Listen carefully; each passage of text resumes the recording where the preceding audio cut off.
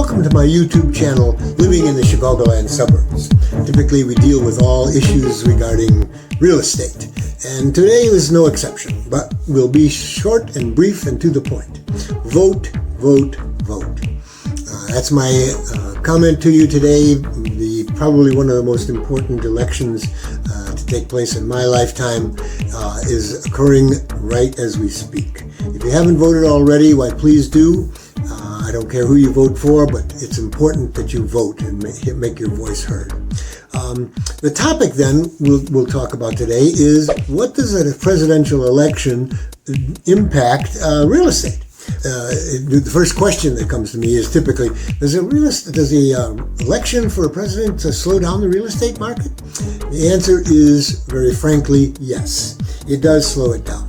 Normally, sales slow down by almost 10%, 9.8%. But this past month of October and the early part of November, obviously, it's dropped down to 15%. So this is quite important for you to know, especially if you're in the market and you're on the market selling something. Don't be alarmed, because the next question out of your mouth is going to be, does the real estate market bounce back? And yes, it does. It bounced back 82% of the time following an election. Following an election, we normally see the price tag and the action take place rather dramatically following an election, a presidential election.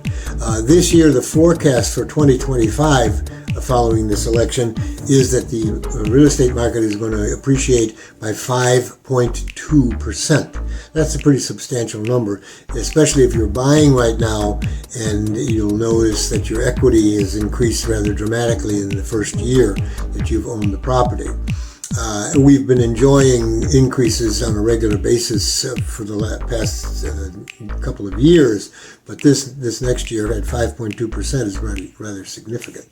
The other big question that comes to mind is, what about mortgage rates? How are they impacted by an election? Well, typically they go up and down, as we noticed.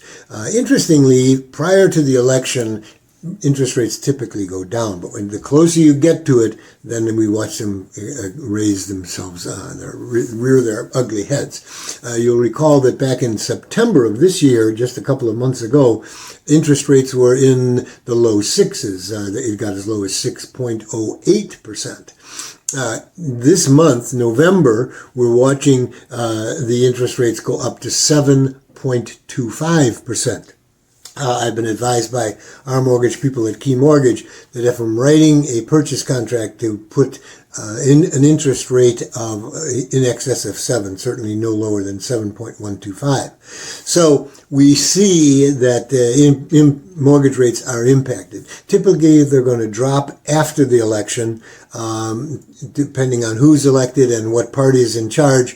The number will be greater or smaller. What about home prices? That's the next question. Boom, bada boom, comes up out of the blue. What about home prices in that new year, in that 2025 year? Well, the prices of your homes will typically go up 88% of the time.